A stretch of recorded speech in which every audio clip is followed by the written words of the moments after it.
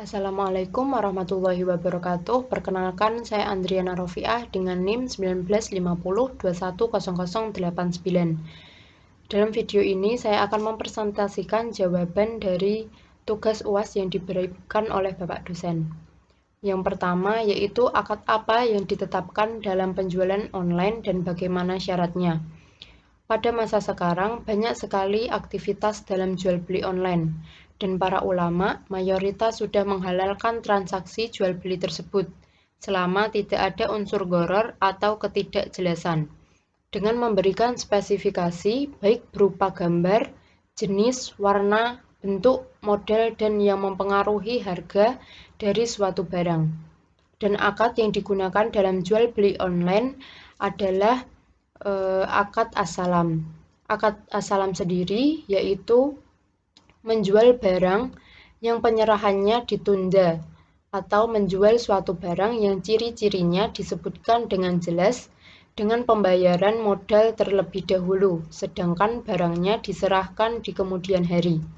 Untuk syaratnya yaitu yang pertama, uang dibayar di tempat atau di waktu akad, artinya pembayaran dilakukan terlebih dahulu.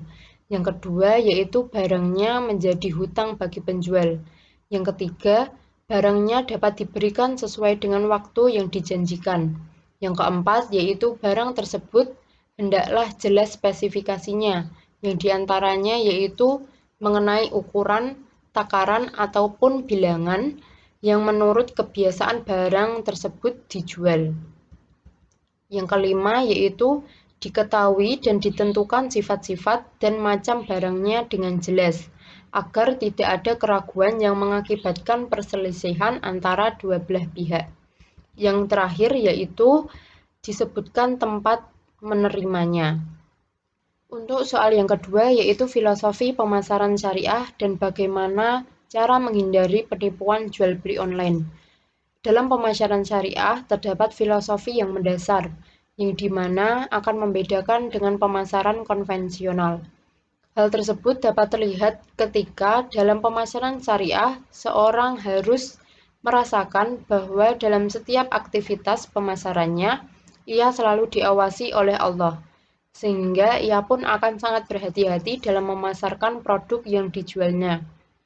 Karena dalam kehidupan manusia, kita melakukan sesuatu harus bertujuan untuk beribadah. Begitu halnya dengan perekonomian, yang dimana setiap aktivitas harus didasarkan pada prinsip Islam dan agar dapat menuju pada tujuan diciptakan manusia, yaitu beribadah kepada Allah. Maka dalam pemasaran lebih baiknya kita menggunakan konsep syariah. Dan bagaimana cara kita untuk menghindari penipuan jual beli online? Cara untuk mencegahnya yaitu jika kita hendak melakukan pembelian online, hendaknya kita menggunakan situs web resmi atau yang sudah memiliki legalitas hukum PT, seperti Tokopedia, Bukalapak, Shopee, dan lain-lain. Yang kedua yaitu jika kita hendak melakukan pembelian online pada sebuah media sosial seperti contoh di Instagram, sebaiknya teliti benar-benar bahwa akun tersebut akun asli atau tidak, kena hack atau tidak, dan hendaknya selalu cek nama rekening penjual toko tersebut. Dan selalu perhatikan review pembeli di sebuah komentar yang kadang juga ada komentar yang positif. Tetapi bisa jadi yang berkomentar itu adalah akun bot. Dan jangan mudah tergiur dengan harga yang murah.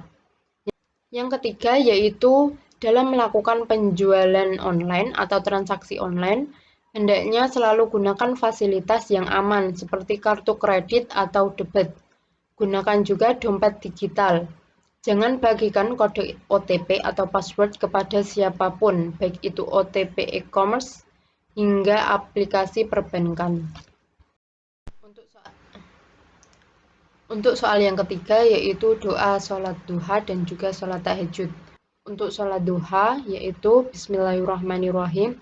Allahumma inna duha'a duha'uka wal baha'a baha'uka wal jamala jamaluka wal quwwata quwwatuka wal qudrata qudratuka, wal ismata ismatuka. Allahumma innaka rizqi fis sama'i fa'anzilhu, wa in kana fil ardi fa'ahrijhu, wa in kana mu'assaran fayassirhu, wa in kana haraman fatahhirhu, wa in kana ba'idan faqarribhu, bihaqqi duhaika wa bahaika wa jamalika wa quwwatika wa qudratika, atini ma ataina ibadakas sholihin. Untuk sholat tahajud, bismillahirrahmanirrahim.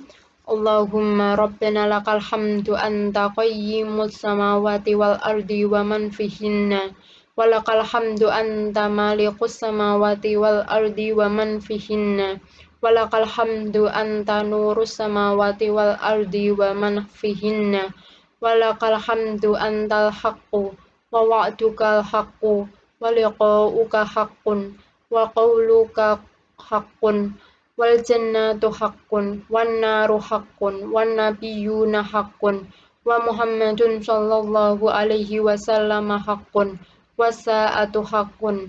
Allahumma laka aslamtu wa bika amantu wa alaika wa tawakkaltu wa ilaika anabtu wa bika khasamtu wa ilaika hakamtu faghfirli ma qaddamtu wa ma akhartu wa ma asrartu wa ma a'lantu wa ma anta a'lamu bihi minni antal muqaddimu wa antal muakhir la ilaha illa anta wa la hawla wa la quwwata illa billah. Untuk soal yang keempat yaitu mengenai takdir mu'allaq dan takdir mubram dan bagaimana proses ikhtiar dan tawakal dalam bisnis. Yang pertama yaitu takdir mu'allaq. Takdir mu'allaq yaitu ketentuan Allah yang mengikut sertakan peran manusia melalui usaha atau ikhtiar. Contoh takdir mu'allaq yaitu keberhasilan seorang mahasiswa yang meraih prestasi dengan giat belajar. Yang kedua yaitu takdir mubram, yaitu ketentuan mutlak dari Allah yang pasti berlaku dan manusia tidak diberi peran untuk mewujudkannya. Contoh takdir mubram adalah kelahiran, kematian manusia, jodoh hingga hari kiamat. Dan bagaimana proses ikhtiar dan tawakal dalam bisnis? Dalam berbisnis, hendaknya kita selalu berusaha semaksimal mungkin. Selalu percaya akan hal-hal baik selagi kita bisa berusaha dan tawakal. Selalu memberanikan diri untuk mencoba hal-hal baru dalam bisnis. Kemudian selalu minta kepada Allah agar diberikan kemudahan atas segala apapun, karena Allah lah sebaik-baik perencana. Yang kelima yaitu mengenai kenapa upah UKM setiap kabupaten berbeda dan apa yang mendasari dan bagaimana penetapan upah yang adil. Pemerintah dalam menetapkan upah yaitu berdasarkan kebutuhan hidup layak dan juga dengan memperhatikan produktivitas dan pertumbuhan ekonomi, sehingga upah minimum diarahkan kepada pencapaian kebutuhan hidup layak. Misalnya, biaya makan di setiap tempat itu berbeda-beda, sehingga membuat upah itu juga berbeda. Kita harus paham bahwa adil itu bukan berarti harus sama rata. Lebih tepatnya, adil itu harus dimaknai sebagai sesuatu yang proporsional, yang sesuai dengan kebutuhan dan kondisinya yang nyata.